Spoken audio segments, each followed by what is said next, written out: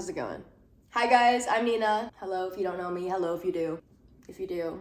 Okay. This is part 2 of me dissecting my lyrics the way I would in a Genius interview.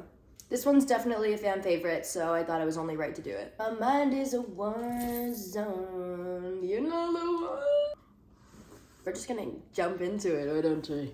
As a little backstory, in case you haven't heard the song, which I don't know why you haven't, go listen to it.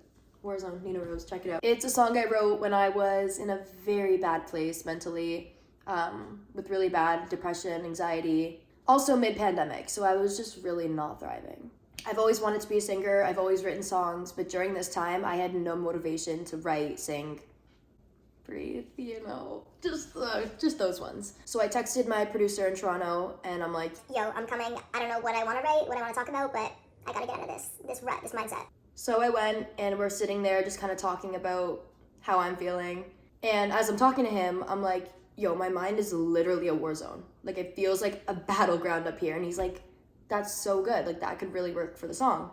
So we ended up writing Warzone, and I'm like, let's put this out next week. I just had such a strong feeling about it, and I knew that a lot of people would be able to relate to it. So I was like, let's just put it out and see what happens. So yeah, TikTok, thank you. If you're here from TikTok, I appreciate you. You're amazing.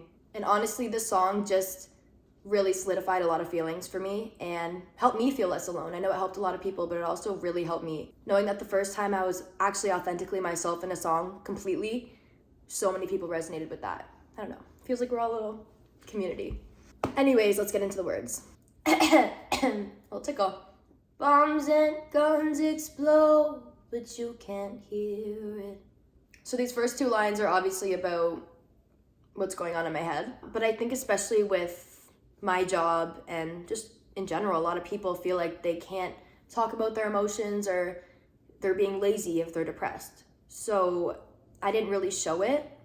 A lot of my closest friends, even my parents, didn't really know how bad my depression was getting. So it's about me thinking about so many like destructive thoughts in my head that nobody would ever think of when they first look at me or even when they talk to me. I was very good at masking my feelings and didn't want to put my problems on anyone else. And also, maybe it's the Aquarius in me, but I have a really bad people-pleasing complex, so I don't want to burden other people with my feelings, so I won't talk about it. 'Cause looks can be deceiving when you got so much to lose. No bombs or guns are close, but I can hear it. This one's pretty self-explanatory, but I feel like I usually take on the role of helping other people and like wanting to be their support system and helping them feel good. And so I felt like I wasn't allowed to be the one who needed help. Not that anyone else made me feel like that, but just in my own head, I felt like I didn't want to put my problems on other people because they have their own stuff to deal with. And also with my job, I have to be motivated and inspired and doing things and happy. I'm constantly interacting with people and posting, and nobody wants to watch me just lay in bed and cry. So I felt like there was a lot on the line and I couldn't give it to myself to just admit that I was depressed. My mind is a war zone and my bunker's caving in. Again, pretty self-explanatory, but the bunker line is referring to my own support system, like within myself, because I don't like relying on other people. I'm very independent, and usually I have enough like willpower strength within myself to get up in the morning and say, no, you're fine, figure it out. But my own internal strength and motivation was all caving in. Like I didn't care about anything. So my mind is a war zone, and I don't think I win. We all know what this means, yeah. It's crazy to think about now because I really didn't think I was gonna make it through that phase, through that part of my life. I'm talking in past tense with a lot of these lyrics, but it's not to say I don't still struggle with a lot of these same feelings. And like, for anybody watching who does relate to the song, it's not a linear healing process. Every day is not great. I have really good days and I have really bad days, so you just gotta kind of keep trekking forward. Bombs and guns explode, but you can't hear it. Same first line. It's hard to find the light when you don't wanna see it. This line is definitely the most hard-hitting for me, at least, because everybody would tell me to look for the positive and just try to find the silver lining in the situation. But in my head, I was so past the point of anything being good that I didn't want to find it. I didn't have the energy or the motivation to look for the light. I didn't care. So it's really hard to find the silver lining when you don't want to. You just kind of want it to be over in the least morbid way possible, you know? My days turn into nights and I'm still drowning in my head. No bombs or guns are close, but I can hear it. If you're an overthinker like me, you'll relate to this line where you get so caught up in what's going on up here, you forget that you're living and you just kind of start existing instead. A lot of the time I would wake up and start overthinking, and then by the time you know it, it's nighttime and I didn't get anything accomplished because I was so focused on the thought of it that I wouldn't actually put anything into action. And that happened for weeks, months. I would just be stuck in this state of like overthinking and panic and also just numbness. If you relate to that, go check out part 1 for my song Nothing. I wanted to raise a white flag, 'cause this battle's killing me. But I know I'm not the only one, 'cause everybody's got a battle to be. So a white flag in battle is like surrender, I think. But that'd be really embarrassing if it wasn't. But I was really just done with everything.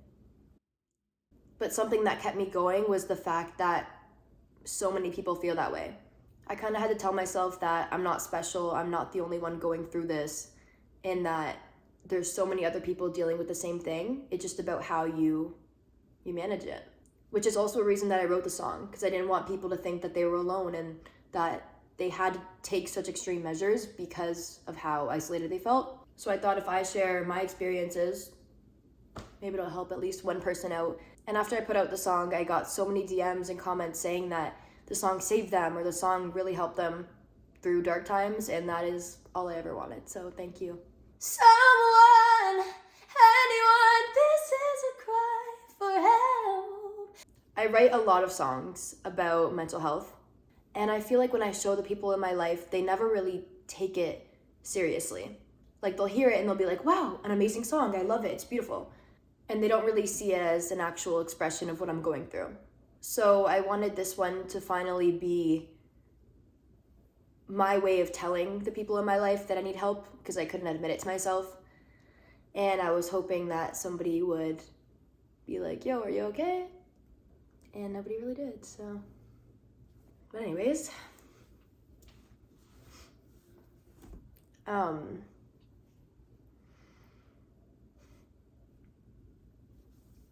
the fuck? Why am I crying? I did not think I was gonna cry. Okay, 1 second, please. Okay, sorry about that. I don't think I'm gonna leave that in, but anyways.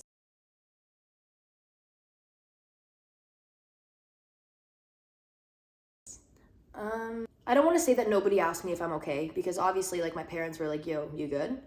But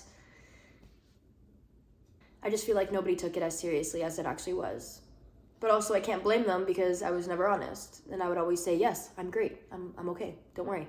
So it's my fault, but I don't know if you can tell, but I haven't been myself. I'm exhausted. My mind is a war zone. Usually I'm a pretty happy-go-lucky person, and I love going out and socializing and meeting people and just having a good time. But at this point, I was not. I was just a homebody, didn't want to see anybody. I stopped talking to a lot of my friends just because I didn't have the energy to talk, and I was just being very self-destructive.